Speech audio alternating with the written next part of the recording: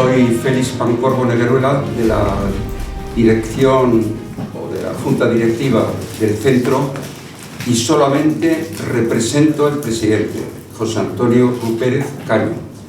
Y nada más. Te cedo la palabra. Te cedo la palabra y tú introduces todo y explicas lo que es la comisión. Muchas gracias. Ilustrísimo señor contador responsable de la Comisión Jurídico-Administrativa del Centro Riojano de Madrid, excelentísimo señor embajador, distinguidos invitados, señoras y señores. Hoy me ha correspondido el honor de presentar al coronel Julián Tomás García Sánchez, quien está hoy aquí para presentar su interesante libro Grandeza Inmemorial, Grandes de España de 1520.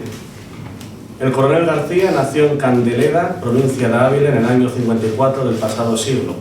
De profesión militar, coronel de artillería, es también licenciado en Geografía e Historia por la Universidad de Zaragoza.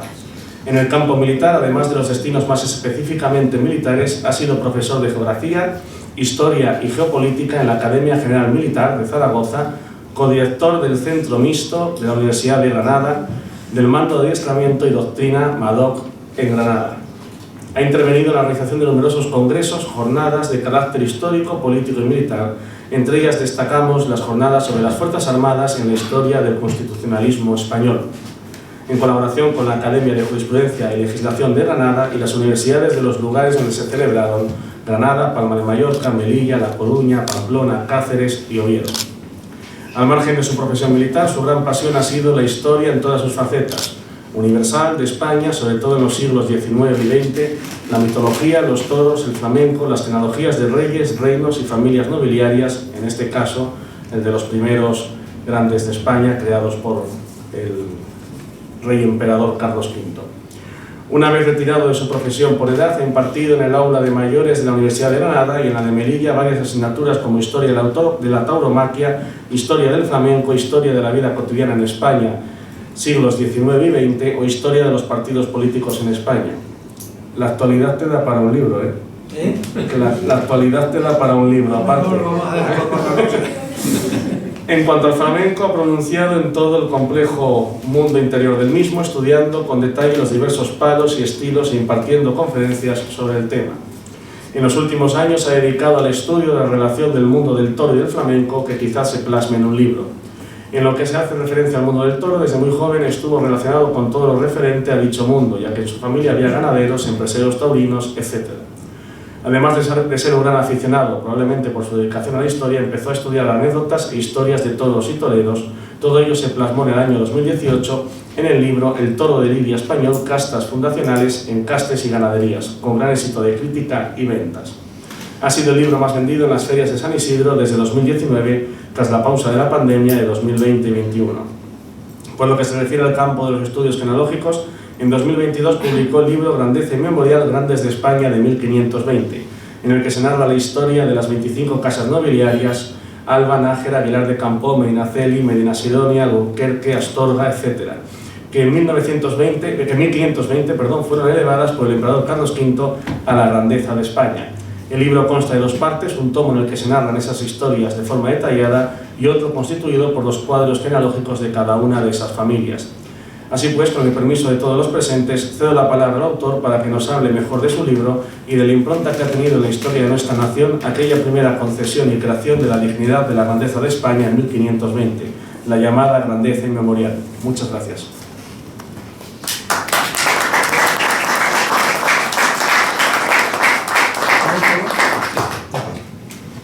Buenas tardes. Es para mí un gran honor estar aquí en el Centro Riojano, invitado también por el Instituto Asturiano. Yo voy a intentar hablar un poco del libro, pero no vengo como umbral a hablar de mi libro, sino vamos a hacer una especie de recordatorio de lo que significa el libro en sí, porque el libro trata sobre la historia de las 25 casas que en 1520 Carlos I o V de Alemania concedió el privilegio de la grandeza, que desde ese momento se llama Grandeza Inmemorial, pero lógicamente vamos a hablar también de la nobleza en general, cómo se ha ido desarrollando, cuál es en la actualidad, etcétera, etcétera, algunos asuntos. No pienso emplear demasiado tiempo porque de esta forma al final pues puedo dejar, si hay alguna pregunta por parte de cualquiera de ustedes, pues con mucho gusto, si la sé, la contestaré. Bien, entrando en materia directamente, la palabra noble viene del latín nobilis, que significa destacado, famoso, pero también luego ya la palabra noble es quien ostenta un título nobiliario, ¿no? Recordemos en la época medieval los tres estamentos famosos, la nobleza, el clero y el pueblo llano. Bueno, pues ese era uno de los tres estamentos, lógicamente era la nobleza, ¿no? Esto va a continuar durante toda la Edad Moderna, y al final de la Edad Moderna con las revoluciones francesas y luego ya del siglo XIX, 1830, 48, etcétera, pues hay una abolición teórica de esta condición de los tres estamentos, pero aún así la nobleza sigue teniendo una importancia capital en muchos aspectos, como luego intentaremos decir. Hay dos tipos de nobleza en principio, aunque esto siempre es un poco contradictorio dependiendo de los tratados que se miren y demás. Es la nobleza de privilegio, que es la que concede un soberano o un rey o un jefe de un estado determinado a una persona concreta por unos méritos que en opinión de este soberano ha hecho esa persona, que a su vez puede ser personal, es decir, que sea solamente durante la vida de esta persona, o que incluso pueda transmitirse y por lo tanto es transmisible, ¿no? Esa es la nobleza de privilegio, pero la nobleza principal, la que verdaderamente tratamos aquí, es la nobleza de sangre, es decir, la que constituyen los linajes. ¿Y qué es un linaje? Pues es una especie de forma de vida, en el sentido que probablemente un antepasado el que constituye originalmente ese linaje ha tenido unas actuaciones importantes en cualquier aspecto de la administración de un estado, al principio fundamentalmente de tipo bélico, pero también de otra forma, va constituyendo una serie de familias que van uniéndose a esa persona, a los descendientes de esa persona, y se constituye de esa forma un linaje, de tal forma que pertenecer a un linaje ya es un título como tal, ¿no? Aunque luego no tenga el título correspondiente al linaje correspondiente, ¿no? Bien.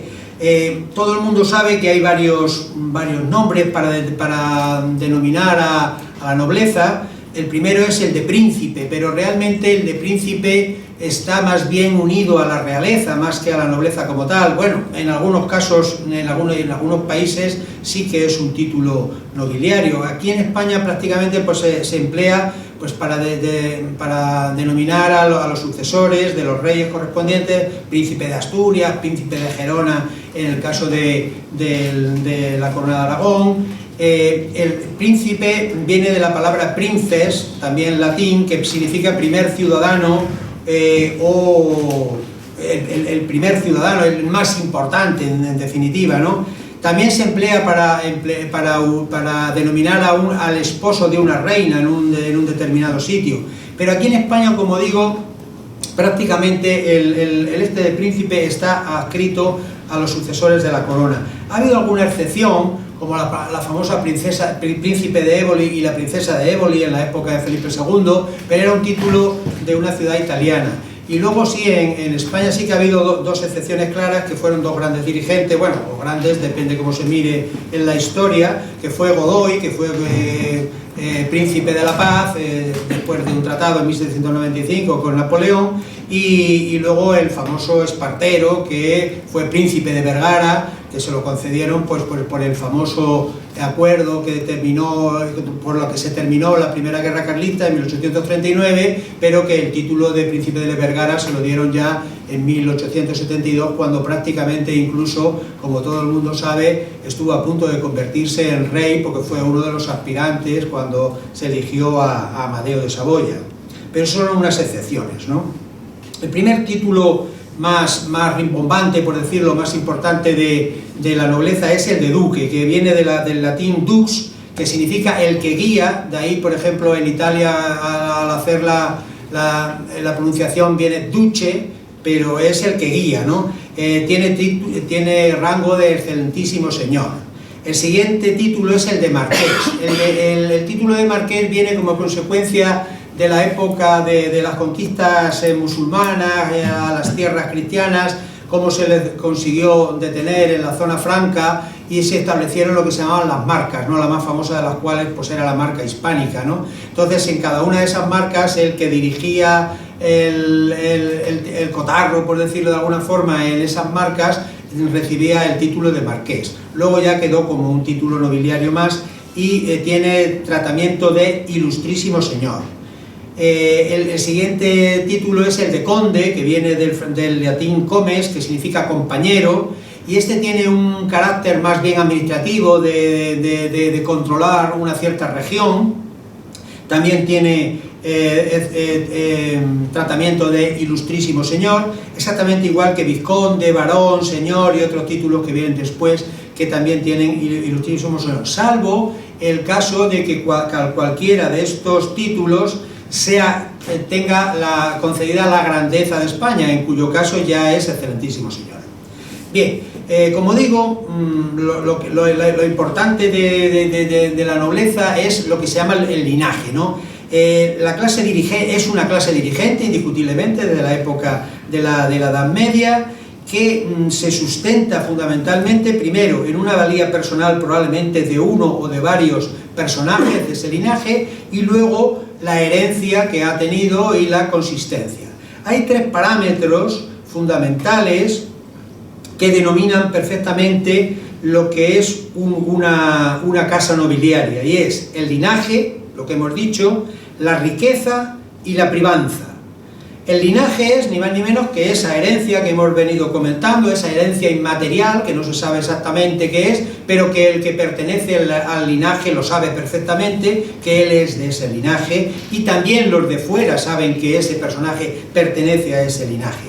Luego viene la riqueza, que viene normalmente adscrita, pero esa riqueza puede ser voluble, y de hecho pues nos podemos encontrar lo que se llama la alta nobleza, la media nobleza y la baja nobleza. En España tenemos el caso concreto famosísimo de los hidalgos que pertenecían a la nobleza, pero que no tenían ningún tipo de riqueza, sino todo lo contrario. El famoso hidalgo Don Quijote de la Mancha, por ejemplo, es el paradigma, ¿no? Bien, y luego tenemos la privanza, y la privanza lo que significa ni más ni menos es la influencia política que tiene esa familia o ese linaje en cuanto al gobierno o a la administración de un estado.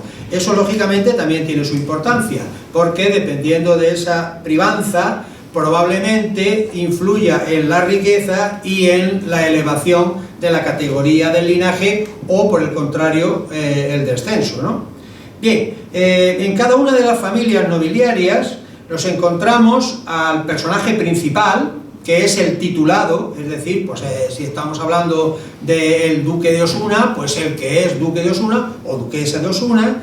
Luego viene los segundos, el segundo hijo o hija, que en el caso de los varones, estamos hablando de la época medieval, normalmente se adscribían a la milicia o al clero, y lógicamente ellos y luego las mujeres normalmente, ahora diremos que en algunos títulos sí que podían heredar el título, pero en la mayoría no, pues lo que hacían era unos matrimonios oportunos de tal forma que se mezclaban las diversas familias, los diversos linajes, y podían constituirse nuevos con estos segundones, por decirlo, de un título correspondiente, ¿no?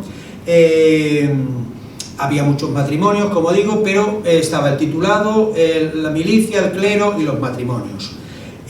La transmisión era prácticamente masculina. Hay que tener en cuenta lo que hemos venido diciendo, esto de quién mantenía el linaje, la riqueza y la privanza en cuanto a influencia política. Lógicamente en la Edad Media fundamentalmente era el hombre, independientemente de que luego probablemente en el interior de las casas, que lo que yo siempre vengo diciendo, que seguramente que mandarían bastante a las mujeres, pero desde el punto de vista externo, indiscutiblemente, la transmisión era masculina. Hay algunas excepciones.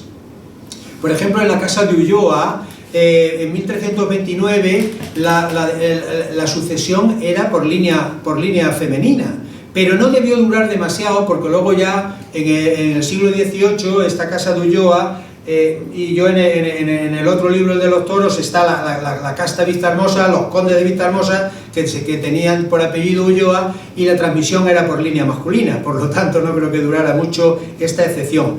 Hay algunos títulos que las mujeres de ninguna manera podían heredar, en otros títulos sí, pero incluso había en algunos títulos que ni siquiera podían transmitir.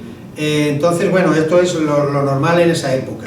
Hay que tener en cuenta una cosa también: había, como es lógico en estas casas nobiliarias, mucha bastardía, muchos niños y niñas bastardas, y aquí había que tener una cosa muy interesante, y es que el hijo de un hidalgo, independientemente de que la madre fuera hidalga o villana, era hidalgo, pero el hijo de un villano, independientemente de que la madre fuera noble o no, era villano. Esto luego ya se modificó lógicamente, pero en principio era así. Bien, si hacemos un recorrido rapidísimo de lo que ha sido la nobleza en España, pues podemos hablar incluso de la época hispano-romana, pero en la época visigoda incluso, pero vamos a pegar un buen salto, que es lo que nos interesa, y nos vamos a la época medieval, de la alta Edad Media y Baja Edad Media, hasta el siglo XIV. Eso es lo que se llama la vieja nobleza.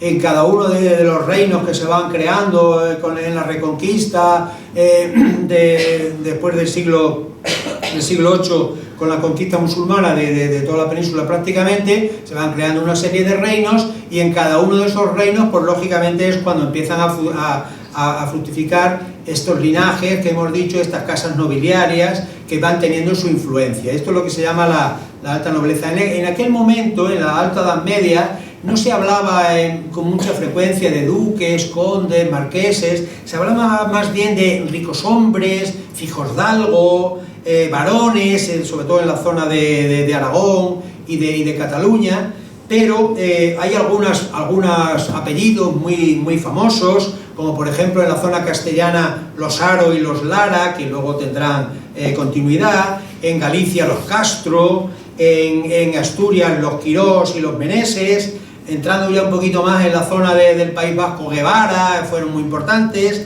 en la zona aragonesa y Navarra, Rada y Beaumont, que los Beaumont continuarán luego, como veremos, que eran descendientes por la línea bastarda precisamente de los reyes de Francia, pero que se asientan en Navarra, como todo el mundo sabe.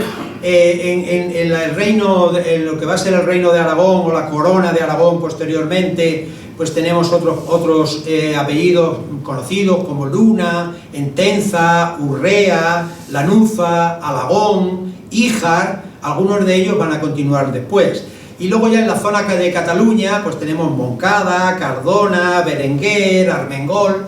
Todos estos, como digo, van a ser los apellidos de estos ricos hombres, infanzones, etcétera, de la época de la Alta Edad Media, pero, y voy muy rápido, en el siglo XIV, cuando muere Alfonso XI el Justiciero, en 1350, se producen una serie de guerras civiles internas dentro de Castilla con Aragón, de Castilla con Portugal, que es una nación que ha ido naciendo de una línea secundaria de Castilla y de León. Hay una serie de guerras civiles, la más importante de las cuales es la que se produce entre Pedro I el Cruel, sucesor de Alfonso XI, y sus hermanos bastardos, los Trastámara, cuyo dirigente más importante, porque era el mayor de ellos, es Enrique II, y cuando en 1369 los Trastámara se imponen y Enrique II incluso termina matando a su hermano Pedro I el Cruel y se convierte en rey, pues a partir de ese momento empieza lo que se llama la nueva nobleza. ¿Qué va a ocurrir? Pues que precisamente esta familia de los Trastámara, que luego al poco tiempo, en 1412, también se va a hacer con el reino de Aragón, después del compromiso de Caspe, pues entonces tanto en Castilla como en Aragón van a estar los Trastámara, y luego es esa ascendencia que era bastarda en 1350, pues en 1412 ya no era bastarda, ya eran los reyes oficiales tanto de Aragón como de Castilla. Y esas guerras civiles que se producen también posteriormente en el siglo XV, con Juan II de Castilla, los infantes de Aragón, Juan II, Enrique de Aragón, Alfonso V, que estaba más bien dedicado a la zona de Italia, pues esas guerras civiles originan que haya banderías entre los nobles, y como consecuencia de esas banderías, los que van ganando esas guerras civiles van obteniendo títulos, y esa es lo que se llama la nueva nobleza, ¿no? Y esa nobleza pues va fructificando en todos los reinos, en Castilla con los Trastámara, en Aragón también con los Trastámara a partir de 1412, con el compromiso de Caspe, como hemos dicho antes, y todo eso es un proceso que va continuando luego en la época de Enrique IV, de los reyes católicos, etcétera, y llegamos, porque hay que llegar a 1520, que es cuando se produce el principio de esa nobleza. Ha ido creciendo, y en 1520 el emperador Carlos V, el rey Carlos I de España, que es el rey desde 1516, es nombrado, es aspirante al trono de emperador de Alemania, y en 1519, con el apoyo de probablemente una gran parte de estas familias, pues consigue que sea nombrado emperador de Alemania Carlos V, venciendo a su gran oponente, el rey francés Francisco I, ¿no? ¿Qué ocurre en ese momento? Pues que Carlos V, para agradecer y para agradecer fundamentalmente ese apoyo recibido en los años anteriores, y probablemente en la concesión del título de emperador, a 25 familias de esta nueva nobleza que se ha ido creando desde 1350 en adelante, les concede el título de Grandes de España. Y eso es precisamente el meollo de lo que es este libro, la historia de esas 25, que luego ya veremos que hay algunas más que metemos por el camino, de la historia desde el origen hasta nuestros días, de esas 25 casas que desde ese momento van a ser conocidas como grandeza inmemorial. Luego veremos cómo la grandeza de España se amplía posteriormente, como es lógico. Bien, alguien rápidamente dice, bueno, ¿y cuáles eran esos privilegios que tenían estos grandes de España de 1520 en principio y los posteriores que vienen a continuación? Bueno, pues algunas de las cosas hoy nos puede parecer unas pequeñeces, pero entonces eran muy importantes. Por ejemplo, podían estar cubiertos en presencia del rey, el rey les llamaba primos, mientras que al resto les llamaba parientes, cuando había algún acto importante estaban en un banco preferente, tenían entrada libre a palacio hasta determinados lugares, dependiendo de las categorías. Cuando acudían a las diversas guerras en las que se metía, a partir de ese momento ya podemos decir España, ¿no? Pues iban como jefes o como generales, tenían su sueldo, no podían ir como simples soldados, no podían ser apresados, y esto es muy importante, sino con una cédula real, es decir, cualquiera no podía detener a estos grandes. Tenían una jurisdicción total en sus territorios, que esto también era importante desde el punto de vista económico e incluso de la justicia. Tenían honores militares y luego tenían pasaporte diplomático. Todos estos privilegios, lógicamente, se han mantenido durante, incluso cuando hemos dicho que a partir de las revoluciones francesa de 1830, 1848, la nobleza fue perdiendo ciertos privilegios, pero aún así se mantuvieron muchos de ellos, y el último de los cuales es lo del pasaporte diplomático, que ha durado hasta 1984. Bien, en la actualidad, y ya me anticipo a lo que voy a decir después, el tener un título nobiliario en principio no tiene ningún privilegio, y por lo tanto hoy día pues es un título honorífico, aunque lógicamente ese honor pues lógicamente tiene su repercusión importante en muchos ámbitos de la vida, ¿no? Bien, decíamos antes que en 1520 son 25 familias las que obtienen ese título de grandeza, que a partir de ese momento se va a llamar grandeza inmemorial, pero luego lógicamente otras familias van obteniendo el título de Grandes de España, ya no inmemorial, pero Grandes de España. y eso ha ido en un crecimiento continuo porque los diversos reyes, a partir de Carlos I, Felipe II, Felipe III, etcétera, pues han ido concediendo a determinadas personas o a determinados linajes o a determinadas nuevas familias que han ido saliendo de esos secundores que decíamos, que hacían matrimonios oportunos, cruzándose entre sí, pues han ido creciendo, lógicamente. ¿Y cuándo crecieron más? Pues hay un estudio que se vio que es durante el reinado de Carlos II, de Carlos II, el último de los reyes Austria, entre 1665 y 1700, y también en el reinado de Alfonso XII. Y esto tiene una explicación, en mi opinión, aunque seguramente habrá otras opiniones. Como sabemos, Carlos II fue un reinado extraordinariamente caótico y que, por decirlo así, el rey mandaba poco. Y por lo tanto los que mandaban eran los diversos nobles que había, que algunos diremos después. Y entonces, ¿qué ocurre? Pues que en esa época pues era más sencillo que hubiera un crecimiento mayor, porque cualquier cosita que hiciera alguien, pues se le concedía el título de grande, ¿no? Y eso también va a ocurrir en la época de Alfonso XII, después del sexenio revolucionario entre 1868 y 1874, con el destronamiento de Isabel II, luego el gobierno de Serrano, el reinado de Amadeo, la Primera República tan caótica, la República de Serrano del año 74. Bueno, al final hay una restauración con Cánovas y con Alfonso XII, y también, evidentemente, está claro que tanto Cánovas como Alfonso XII debían de ver determinados favores, y aquí hubo un crecimiento importante en la época de Alfonso XII de concesión de grandes de España.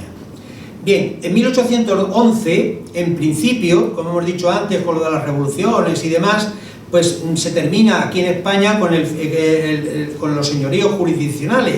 Teóricamente, estos señores que hemos dicho antes, que tenían jurisdicción total sobre sus territorios, dejan de tener esa jurisdicción, que pasa en gran parte o en casi todas las partes a los ayuntamientos correspondientes, que se establecen precisamente a partir de las Cortes de Cádiz. Pero eso es solamente en teoría, porque luego en la práctica no es tan fácil. A lo largo del siglo XIX, que ya sabemos que es tremendamente convulso, con sus pronunciamientos tremendos, con sus cambios de gobierno, etcétera, y con la aparición de nuevos nobles.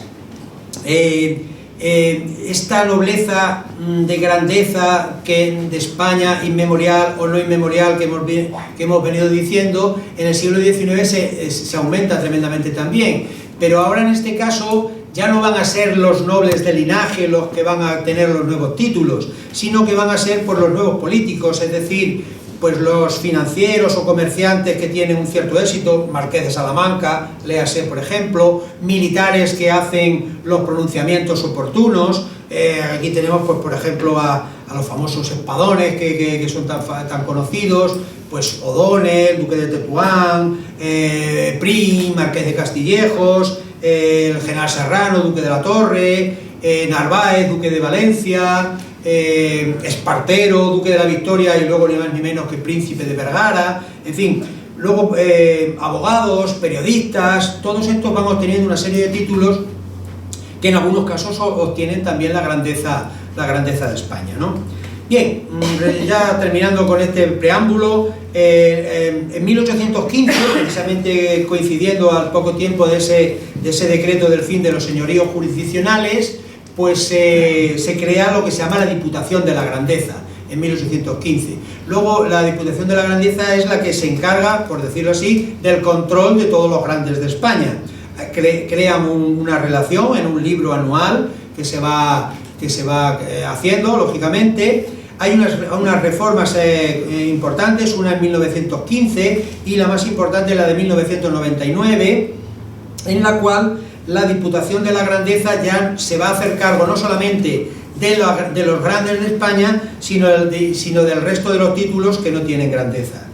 Y a partir del año 2006, con la promulgación de la Ley de Igualdad Hombre-Mujer, pues ahí ya se establece, que como ahora veremos, el asunto este que decíamos antes de la transmisión de los títulos, ya aquí hay igualdad total entre el hombre y la mujer, de tal manera que en una familia determinada, si nace una hija antes que un hijo, pues lógicamente la que va a heredar va a ser esa hija, independientemente de que luego, lógicamente, el titular de cada uno de esos títulos pues tiene un cierto grado, precisamente ahora ya que no tiene ningún privilegio el tener el título correspondiente, pues como digo, el titular de cada uno de los títulos que tiene, pues lo puede ir distribuyendo entre sus hijos de forma más o menos aleatoria, ¿no? Bien, vamos a hacer un recorrido. Yo, si alguien quiere hacerme alguna pregunta o me dicen que me calle, que estoy hablando demasiado rápido o cosas de esas, me callo con toda tranquilidad y si me hacen una pregunta intento contestarla.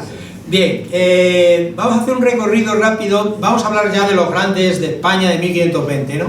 Y entonces vamos a hacer un recorrido imaginario por el territorio nacional para saber dónde estaban esos y cuáles eran esos títulos que se van concediendo y los apellidos iniciales. Luego veremos lo que pasa con los apellidos. Vamos a empezar por el norte y por el oeste. Tenemos los condes de Lemos, apellido Castro. Vamos un poquito hacia el oeste, en León, marqueses de Astorga, Osorio de Moscoso de apellido. Hacia la zona de Cantabria tenemos los marqueses de Aguilar de Campoo, Manrique de Lara de apellido, los duques de Nájera, en la zona ya riojana, Manrique de Lara también de apellido. En la zona de Navarra tenemos a los condes de Lerín, sucesores de estos Beaumont que hemos dicho que eran descendientes por vía bastarda de los reyes de Francia, que son apellido Beaumont.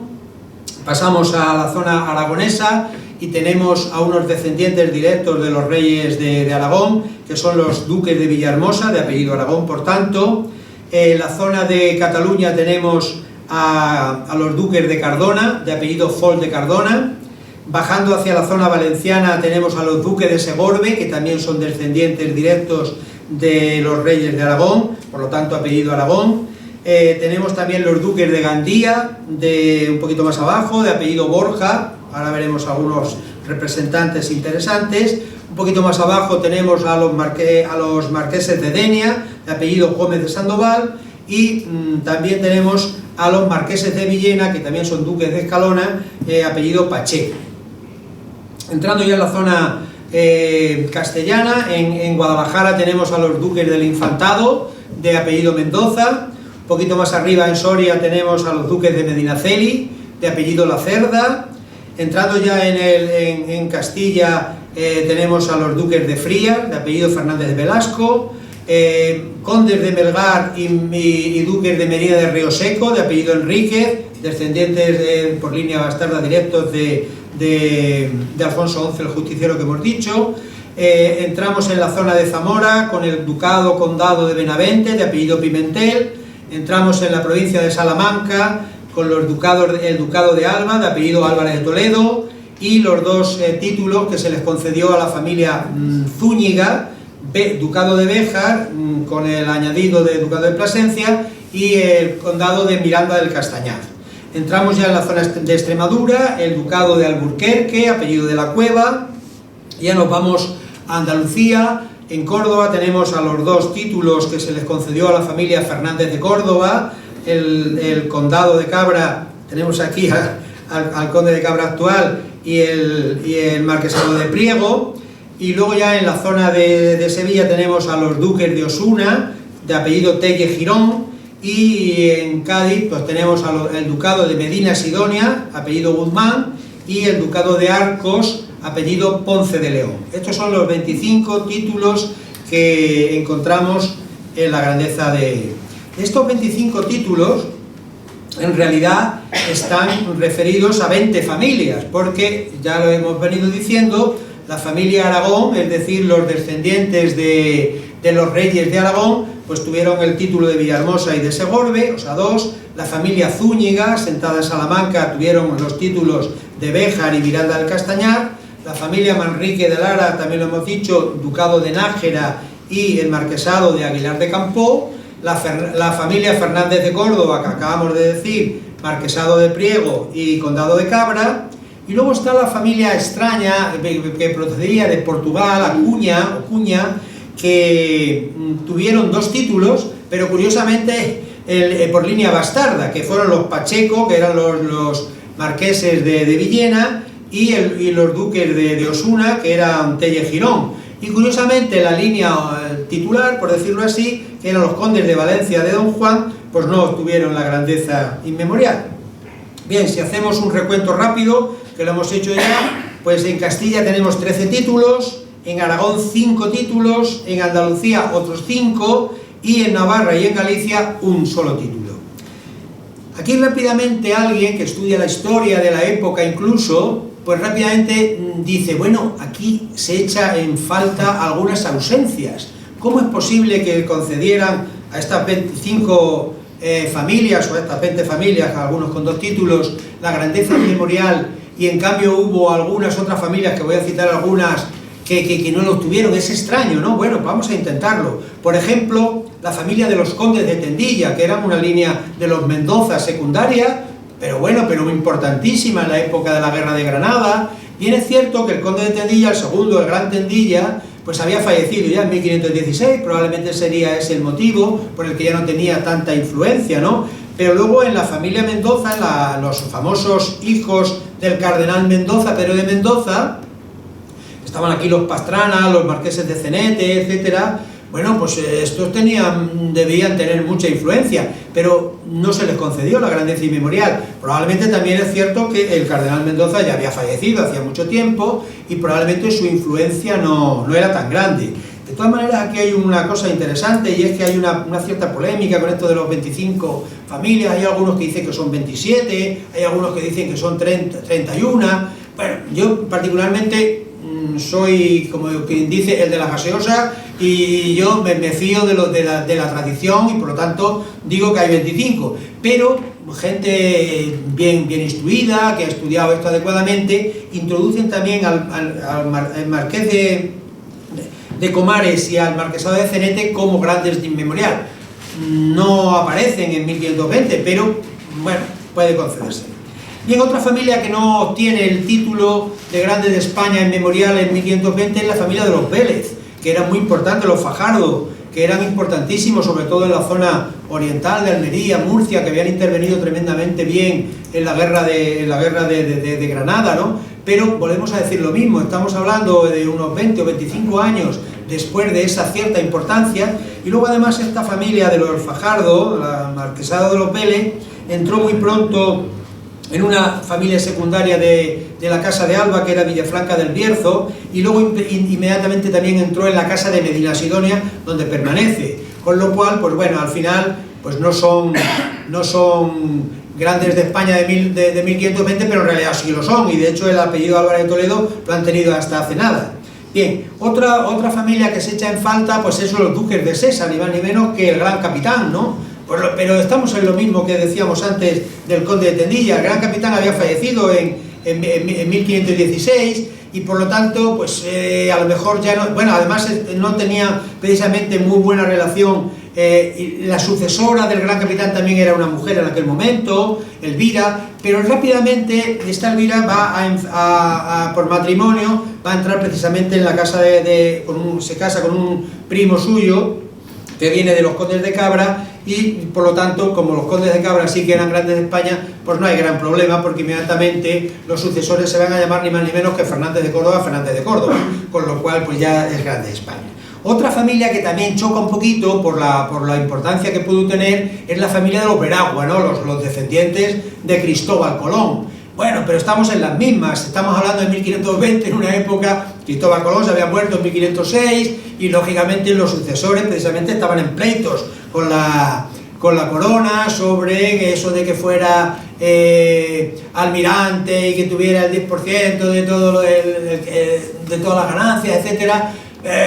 No era tan claro, y al final lo que hacen es que conceden a los sucesores de Cristóbal Colón el título de duque de Veragua, pero ya sin ninguna de las prestaciones que habían firmado las capitulaciones de Santa Fe de 1492. Otra familia que también es muy interesante es la familia de los Feria, ¿no? Los Suárez de Figueroa, pero aquí también rápidamente entraron en la casa de Priego, con lo cual, pues bueno, en los Suárez de Figueroa, los duques de Feria siempre estarán unidos a los marqueses de Priego, y por lo tanto tampoco hay que exagerarse mucho. Esto en cuanto a las familias castellanas. En las familias de la zona de Aragón, pues tenemos aquí a los Híjar, que les hemos citado como de vieja nobleza. Bueno, más adelante entrarán también por conexión con la Casa de Alba y con otras. Sástago, condes de Alagón, Aranda, Ximénez de Urrea, bueno, no lo consiguieron. También aquí es fácil de entender porque todo el mundo sabe que Castilla fue la que tenía el motor principal en la época de los siglos XVI y XVII, y Aragón iba en segunda marcha, por decirlo. Entonces era lógico que los reyes de España ya en ese momento pues tiraran más para los títulos castellanos que para los títulos aragoneses, ¿no? Bien. Bueno, y ya vamos a entrar ahora en la actualidad. ¿Quién son los títulos, los titulares actuales y qué ha ido pasando con estas familias, estas 20 familias, 25 títulos que hemos dicho?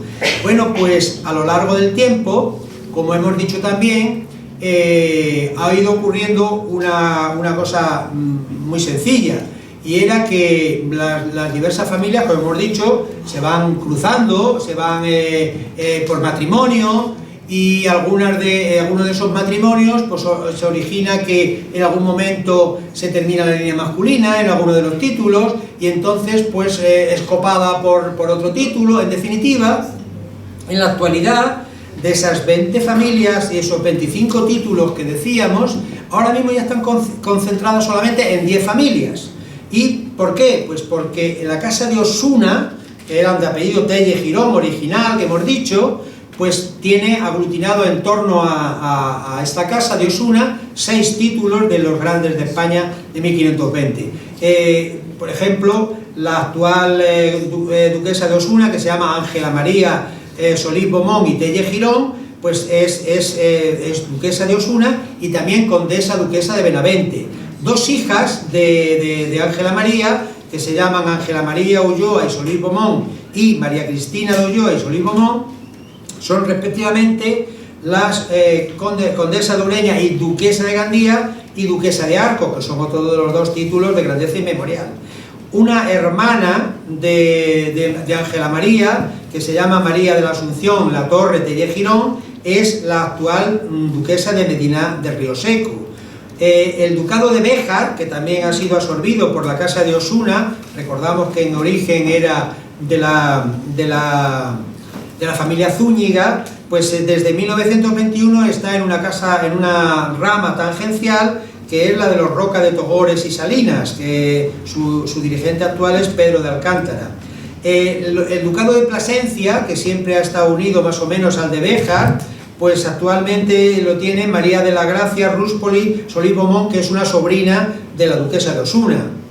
Y luego el condado de Melgar, que era el origen del ducado de Medina de Rioseco, lo tiene desde 1986 José Manuel Melgarejo y Aniel Quiroga, que es un primo segundo de la duquesa de Osuna titular. Esos son los 6 títulos que tiene la casa de Osuna.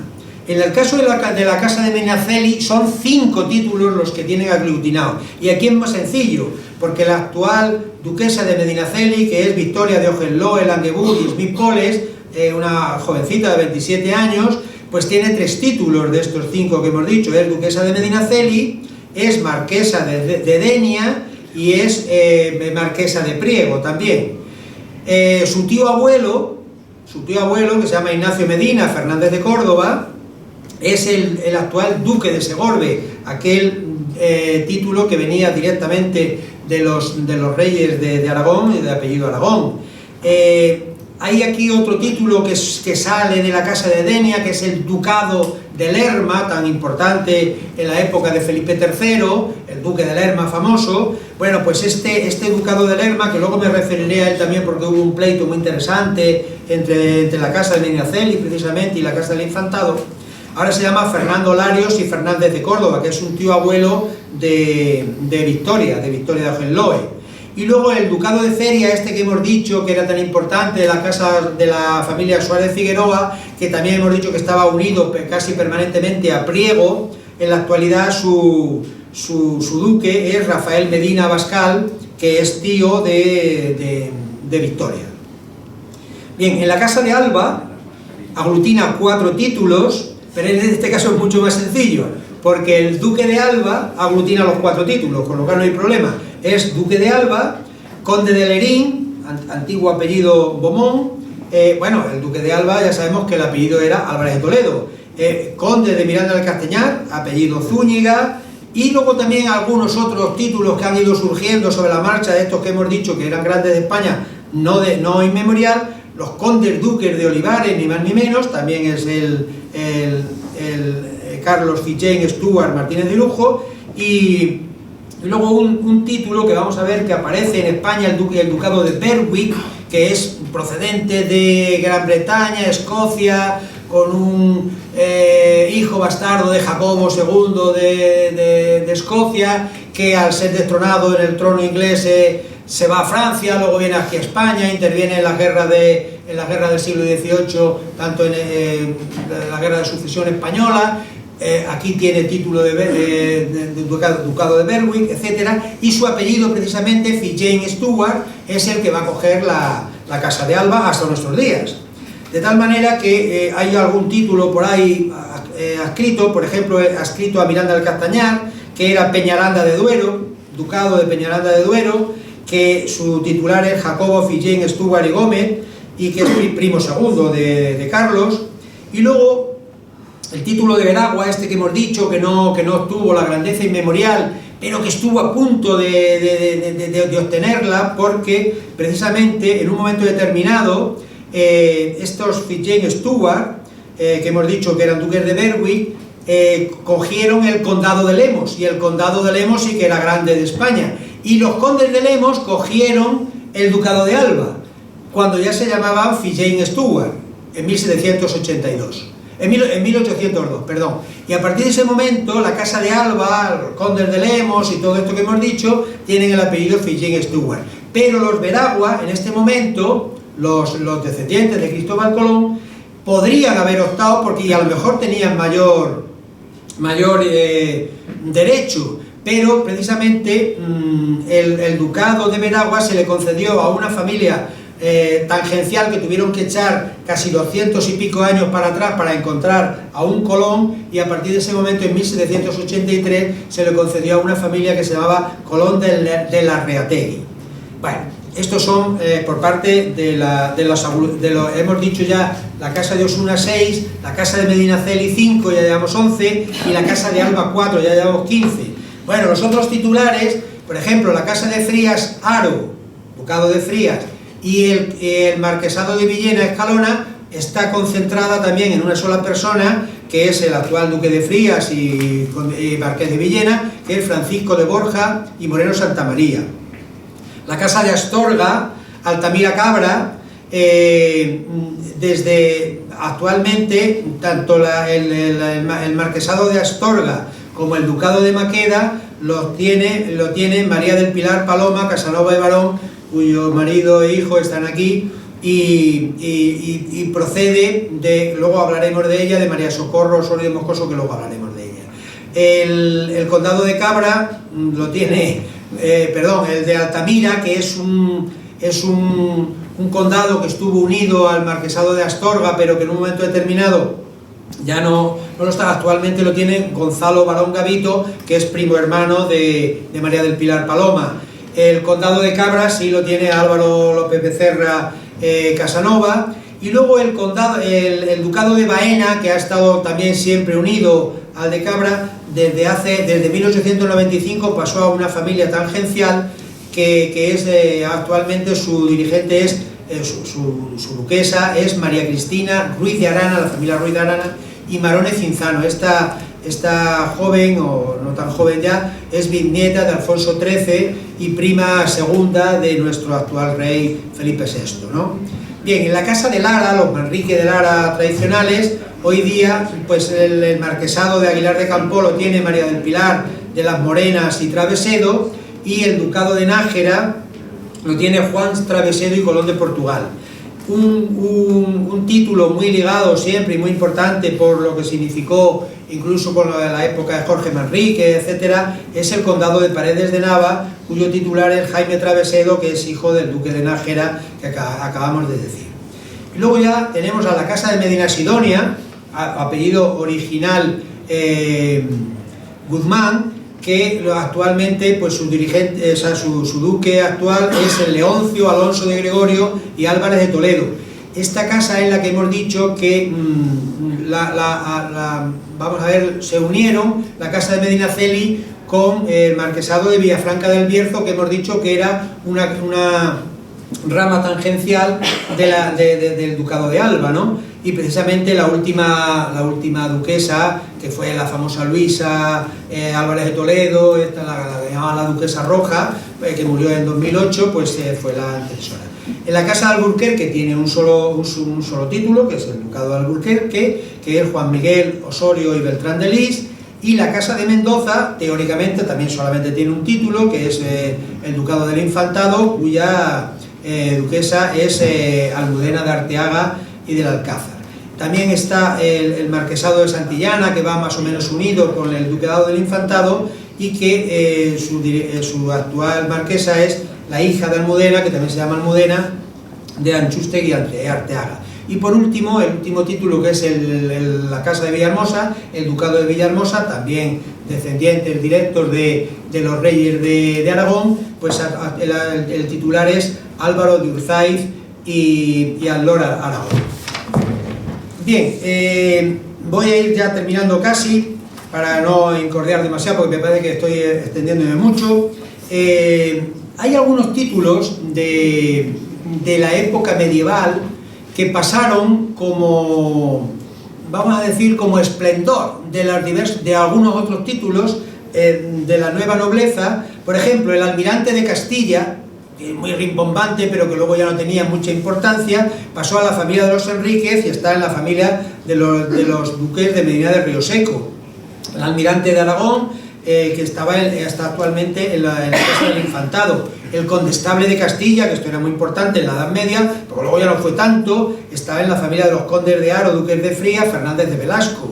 El condestable de Navarra, condes de Lerín, apellido Beaumont, que hemos dicho, y que ahora está en la Casa de Alba, como es lógico. El almirante de las Indias, pues todo el mundo lo sabe, efectivamente, duque de Veragua, Cristóbal Colón. Y luego estaban las figuras de los adelantados, que esto es una figura de la época anterior a la expulsión de los musulmanes en el siglo XV, el adelantado mayor de Andalucía, que eran los duques de Alcalá de los Azules, apellido Afán de Rivera, ahora está en la Casa de Medinaceli, el adelantado de León, condes de Treviño, duques de Nájera y por tanto Manrique de Lara, el adelantado de Murcia, evidentemente el marqués de los Vélez, apellido Fajardo, pero que ahora está en Medina Sidonia, el adelantado de Granada, que eran los duques de Maqueda, apellido inicial Cárdenas, actualmente en la Casa de Astorga, o el famoso alcaide de los Donceles, que era un título marqués de Comares, que luego pasó a la Casa de Segorbe y que ahí permanece en el ámbito de los Medinaceli. Y otra cosa interesante que para muchos les puede llamar la atención es que determinados títulos tienen un título adjunto que se lo conceden a el que va a ser el sucesor o sucesora de ese título. Y entonces automáticamente, sabiendo ese título, ya saben que van a ser el sucesor del título principal. Por ejemplo, en la Casa de Alba, el Ducado de Alba, el sucesor se llama Duque de Huéscar. En la Casa de Alburquerque, el sucesor del Duque de Alburquerque es el Marqués de Cuéllar. En la Casa de Gandía, el Ducado de Gandía es el Marquesado de Lombay. En el Ducado del Infantado es el Conde de Saldaña. En la Casa de Lemos es el Marqués de Sarriá. En la Casa de Medina Sidonia es el Conde de Niebla. En el Duque de Medinaceli es el Marquesado de Cogolludo. El Ducado de Osuna es el Marquesado de Peñafiel. En el Ducado de Arcos es el Marquesado de Zahara. Y en el Marquesado de Priego es el Marquesado de Montalbán. Bueno, y ya vamos a terminar, vamos a hablar de la actualidad. ¿Qué ha pasado? Hemos dicho antes que en la actualidad los títulos de grandeza de España no tienen ningún privilegio al margen de la historia que tienen detrás de ellos, como es lógico. Ya hemos dicho que el último de los privilegios fue la pérdida del pasaporte diplomático en 1984, y una cosa muy interesante que yo creo que ha quedado reflejada es que de los primeros apellidos estos que hemos dicho de 1520, actualmente no hay ningún titular que tenga como primer apellido el apellido correspondiente inicial.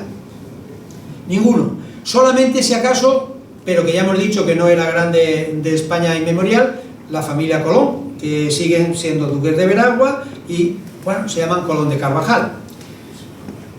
La última que tuvo el apellido original, en 2015 falleció Ángela Telle Girón, que era la duquesa de Osuna, y tenía Telle Girón, que era el apellido original. Y como segundo apellido, muy poquitos también.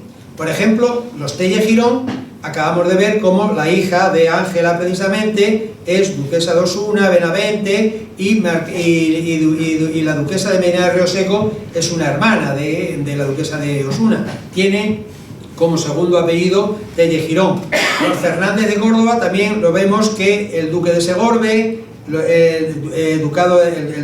la duquesa de Cardona y los de Lerma tienen como segundo apellido Fernández de Córdoba.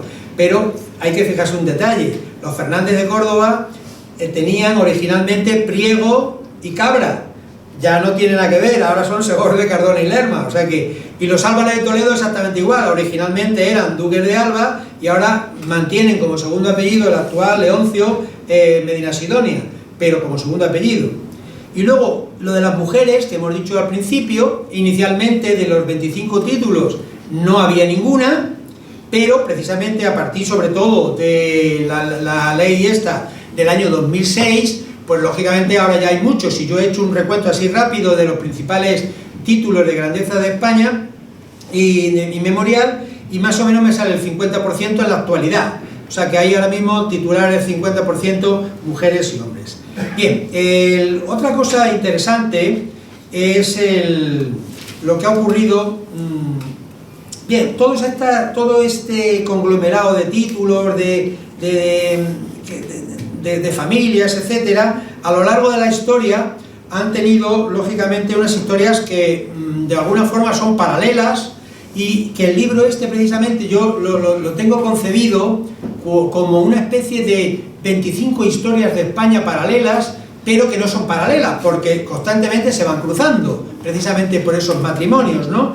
Y también ha habido una gran cantidad de pleitos, precisamente cuando se producía el fallecimiento de un titular correspondiente, y aparentemente había varios aspirantes a poder ser el sucesor de ese título concreto, ¿no? Entonces, como consecuencia de eso, cuando yo empecé a hacer el libro este, me di cuenta de que la lectura de todas estas historias paralelas de estas 25 familias, pues iba a ser bastante complicado de seguir, porque yo, de hecho, cuando empecé a hacer este libro, lógicamente yo me había leído los libros que había por ahí publicados sobre todo este asunto, ¿no? Y me costaba mucho trabajo, sinceramente, concentrarme con los diversos apellidos, etcétera. Y luego los libros anteriores y los que hay que basarse para hacer este tipo de libros tienen, en mi opinión, un defecto, y es que son muy secos, en el sentido de que, por ejemplo, cuando están hablando de un título determinado, pues vamos a poner el cuarto duque de lo que sea, ¿no? Pues entonces, cuando tienen, por ejemplo, 6 hijos, si el cuarto duque es el cuarto, pues al hijo primero le ponen 4-1, al hijo segundo le ponen 4-2, al otro 4-3, 4-4, y cuando este 4-2 o 4-3 se casa con otra, pues entonces es 4-4-1-2, 4-3-2-1, y al final empieza uno ya que no sabe por dónde está. Entonces yo lo que intenté, que no sé si lo he conseguido, para que fuera, vamos a decir, un poco legible o más sencillo de leer el asunto este de estas historias paralelas, de estas grandes familias que tanta importancia han tenido en la historia de España, pues era precisamente hacer unos cuadros genealógicos. Y entonces eso es por lo que el libro tiene el añadido de esos cuadros genealógicos, que me los tuve que hacer en mano uno por uno. Y hay 32 cuadros. Claro, los dos primeros hemos dicho que esto es la grandeza de 1520, pero antes de 1520 ya sabemos que existían estas familias, y por lo tanto los dos primeros cuadros, que es el uno es los descendientes de Alfonso XI de Castilla, 1350, esto que hemos dicho, todos los trastámares y todo eso que vienen a partir de esas guerras civiles, y el cuadro número 2 es el de descendientes de Jaime II de Aragón, que estos sí que son hijos legítimos, que han originado otros títulos. Y luego ya, a partir de estos dos primeros, pues teóricamente tendría que haber hecho los 25 cuadros de cada una de las familias. Lo que pasa es que hay una familia, el Segorbe, el ducado de Segorbe y el ducado de Cardona se unieron prácticamente en el siglo XVI, sí. Con lo cual, pues he hecho solo un cuadro con Segorbe y Cardona porque era absurdo repetir lo mismo tantas veces, ¿no? Y luego, por lo tanto, los otros son los 23 cuadros que quedan. Y luego, en estos pleitos que he dicho anteriormente, hay un pleito que es que llama mucho la atención, que es el pleito precisamente por el ducado de Lerma, que duró durante 200 años y que tuvo por pugnantes, por decirlo así, la casa de Medinaceli y la casa del Infantado. De tal manera que durante esos 200 años se titularon unos y otros como duques de Lerma. Al final ya la cuestión quedó clara y quedó definitivamente en la casa de Medinaceli, pero durante 200 años los duques del Infantado también se titularon ducados de Lerma. Y por eso, para que ese pleito tan extenso se hiciera fácil de ver, hice un cuadro específico con ese pleito. Y luego, además de estas 25 familias que he dicho anteriormente, pues he hecho algunos añadidos. Los duques de Veragua los he metido también, porque ya lo hemos dicho, estuvieron a punto, a través del condado de Lemos, de ser ni más ni menos que duques de Alba, de tal manera que si hubiera fructificado, probablemente en la actualidad los duques de Alba se llamarían Colón, pero no llegaba a fructificar. La casa de los condeduques de Olivares, tan importantes en el siglo XVII, pues también los he metido, aunque luego inmediatamente entraron en la órbita de la casa de Alba. La casa de los famosos Mendoza, que hemos dicho que solamente obtuvieron un título, el ducado del Infantado, pero que tuvieron tanta importancia, por ejemplo, los condes de Tendilla y marqueses de Mondejar fueron importantes y lo siguen siendo. Hay un cuadro específico para ver todo el desarrollo de esta familia. O los Pastrana, los Éboli, los Melito, Francavilla, Cocentaina, Galve, Lisera, Almenara, todos sucesores de la casa Mendoza, que tuvieron más o menos importancia a lo largo de la historia, pero que no tuvieron grandeza inmemorial. También lo estudio en otro cuadro y lógicamente en el libro también. Y luego, por último, el último cuadro, que es el cuadro 32, son los duques de Maqueda. Los duques de Maqueda, que ya hemos dicho que eran los adelantados importantes en la época inicial de apellido Cárdenas, luego fueron siempre importantes, pero no fueron grandes de España de 1520, pero luego inmediatamente entraron en la casa de Nájera en 1627, entraron en una casa de medio portuguesa, Aveiro, luego en la casa de Arcos hasta 1780, y desde 1780 ya están en la casa Astorga Altamira Cabra, donde permanecen. Pero como tenían esas particularidades de haber estado en Nájera, Aveiro, Arcos, etcétera, pues hice un cuadro específico solamente dedicada a los duques de Maqueda. Bien, con esto yo en realidad debería terminar ya, pero quiero decir una cosa, y ya prometo que me callo, porque yo creo que ya deben estar absolutamente cansados. Este libro, como he dicho antes, para mí es una historia paralela, pero que no es paralela, de esas 25 o 27, o las que queramos poner, casas tan importantes que han tenido una gran influencia en nuestra historia.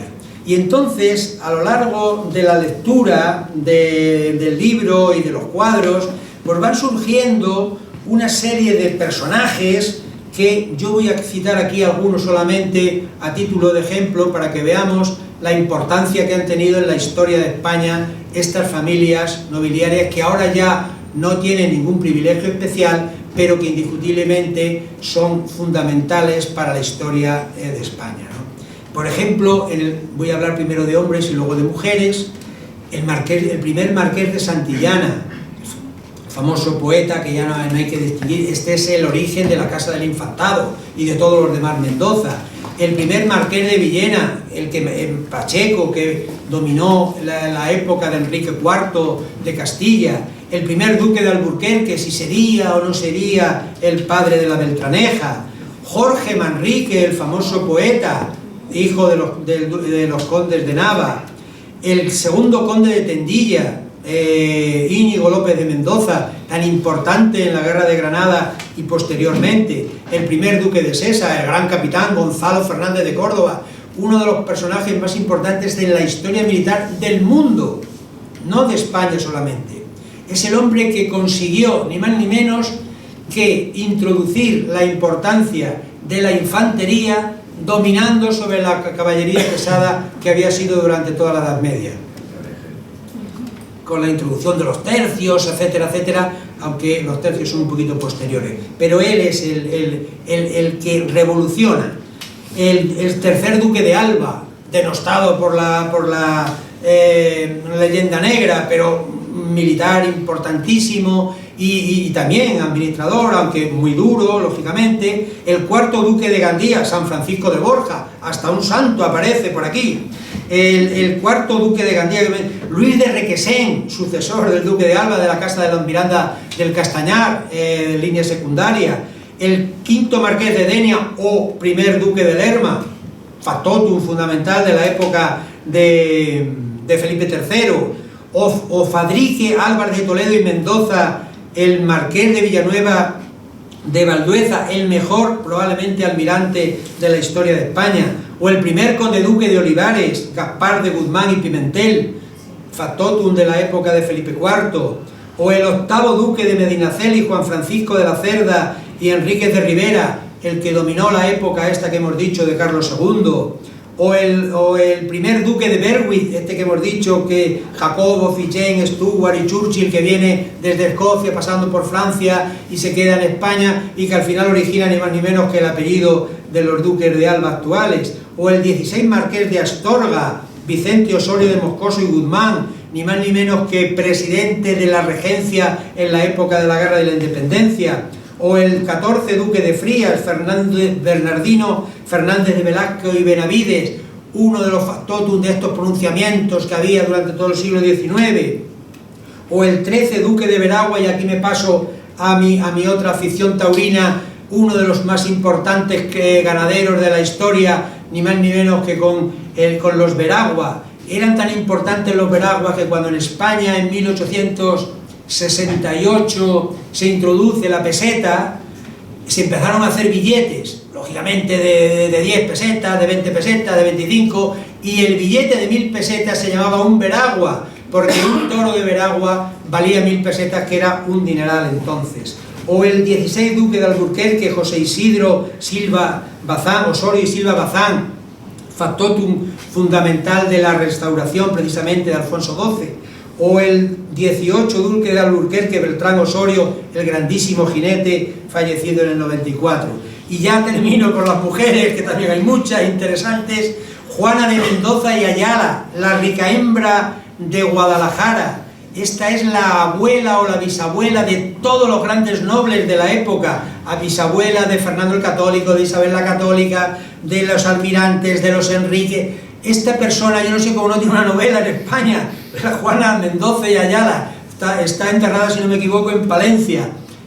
Yo, si fuera escritor bueno, me haría una novela de Juana la rica hembra, sin ninguna duda. Ana de Mendoza y la Cerda, la famosa princesa de Éboli, la prensa rosa del momento, que seguramente no existía, pero seguramente si hubiera existido estaría en todos sitios, en Telecinco, etcétera. La 12 condesa duquesa de Benavente, que aglutinó en torno a su persona un montón de títulos. Su gran rival, la Cayetana Silva y Silva Bazán, duquesa de Alba, muerta en 1802, que pugnaba con la duquesa de Benavente. María Isidra Guzmán de la Cerda, la doctora de Alcalá, la primera mujer académica de la lengua, de la Casa de Lara. O Cristina de Arteaga y Felguera, la monja intelectual. O a la que me he referido anteriormente, María Socorro Osorio de Moscoso y Reynoso, que cuando se convierte en marquesa de Astorga y un montón de títulos más, se mete a monja en el convento de Ávila y de forma absolutamente extraordinaria. y fallece en 1980, 30 años después de obtener esos títulos. Y ya en nuestros días, las muchas más conocidas, pues nuestra duquesa de Alba, la 18 duquesa de Alba, Rosario Cayetana, muerta en 2014, o la duquesa de Medinaceli, conocida como Mimí, muerta en 2013, María Eugenia Fernández de Córdoba y Fernández de Nestrosa, o la duquesa de Medina Sidonia, la famosa que hemos dicho antes, la duquesa Roja, Luisa Álvarez de Toledo y Maura, y por último, pues la última que hemos dicho que mantuvo el apellido, Ángela Telle Girón y Duque de Estrada, la 26 duquesa de Osuna. En definitiva, esto es lo que es la historia de estas familias, lo que está reflejado en este libro y lo que he querido transmitirle, y perdón por el rollo. Muchas gracias.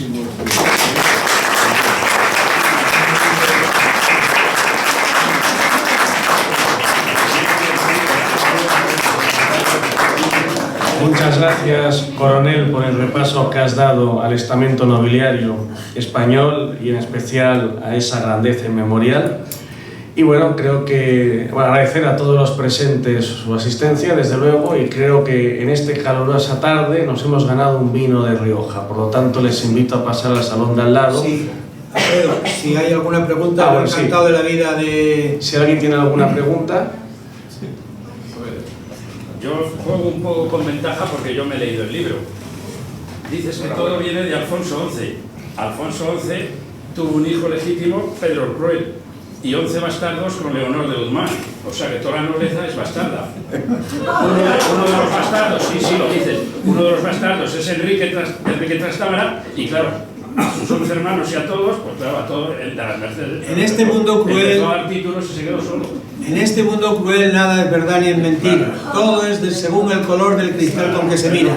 Hemos dicho que en el momento en el que Enrique II, conocido precisamente como el de las Mercedes, porque tenía que ir concediendo, es rey, y luego ya más adelante incluso cuando hasta un nieto de Enrique II, Fernando I, en el compromiso de Casper, rey de Aragón, a partir de ese momento esos bastardos ya no son bastardos, son los reyes.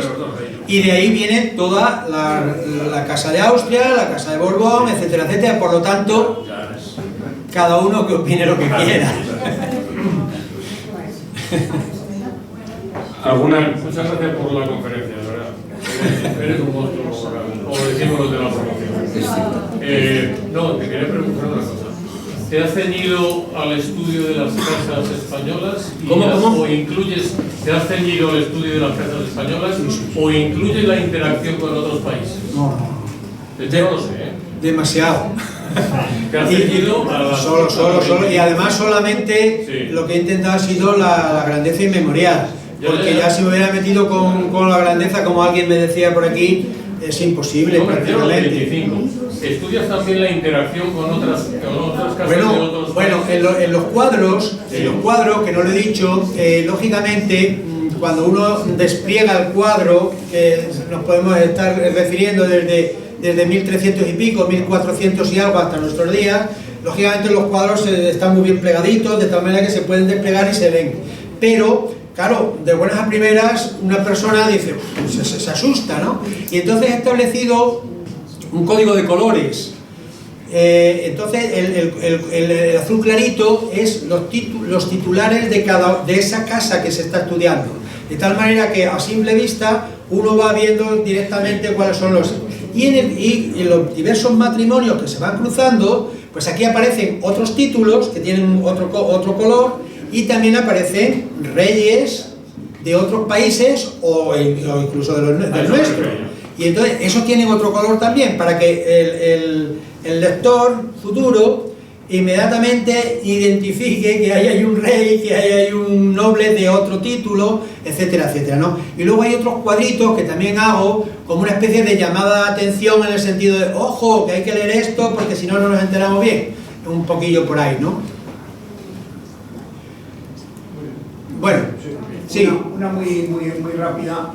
¿Es posible que el rey Carlos I limitara a esas 25 familias o 25 linajes, teniendo en cuenta quién había apoyado a su abuela, la reina Isabel, en su conflicto con la Beltraneja o en los conflictos luego que hubo entre la reina y los nobles? Yo creo que no. Yo creo que el motivo fundamental, pero esto es hablar por hablar y habrá 40.000 opiniones. Yo creo que el motivo fundamental fue los nobles que le dieron el dinero oportuno para que fuera elevado al rango de emperador. Hay que tener en cuenta, porque creo que todo el mundo lo sabe, que para el título de emperador era electivo, no era de sucesión. Entonces ahí había 7 electores, de los cuales había 3 del clero y 4 de la nobleza. Concretamente lo tengo por aquí: los arzobispos de Maguncia, Tréveris y Colonia, y el rey de Bohemia, lo que hoy es más o menos la República Checa, el conde palatino, la zona del Palatinado, el duque de Sajonia, que es la Alemania occidental más o menos, y el margrave de Brandeburgo, más o menos la Alemania oriental, así por decirlo a grandes rasgos, ¿no? Entonces, para convencer, entre muchas comillas, con dinero probablemente, a estos 7 electores, lógicamente se necesitaba dinero. Y yo estoy casi convencido, y yo no, casi todo el mundo que ha estudiado esto de los grandes de España, aunque hay otras opiniones, piensan que las familias que dieron dinero para que se convencieran estos 7 electores y que le concedieron, porque es muy llamativo que la elección de Carlos es en 1519 y es en 1520 cuando se concede esta grandeza inmemorial, con lo cual coincide plenamente. Eso que tú dices, Miguel Ángel, estamos hablando de una época muy lejana, estamos hablando casi de 30 años, lo de los reyes católicos y demás. Y Carlos es un hombre que proviene de la familia de Flandes, bueno, es hijo de Juana la Loca, pero también es fundamentalmente el nieto de Maximiliano, y por lo tanto, bueno, es un hombre de Flandes más que de España, ¿no? De hecho tuvo, como sabemos, el problema de los comuneros, de las germanías, etcétera, para imponerse aquí adecuadamente, ¿no? Yo me inclino más bien por el dinero que habían dado estas familias para la elección del emperador. ¿Alguna pregunta más? Quien no hable ahora se calla para siempre, ¿eh? Bueno, pues nada, ahí fuera hay algún librillo más si alguno lo quiere, pero yo no tengo más interés que la divulgación de estas cosas que yo he hecho, para que la gente que lo quiera leer, pues con mucho gusto lo puedo ofrecer. Muchas gracias. Muchas gracias.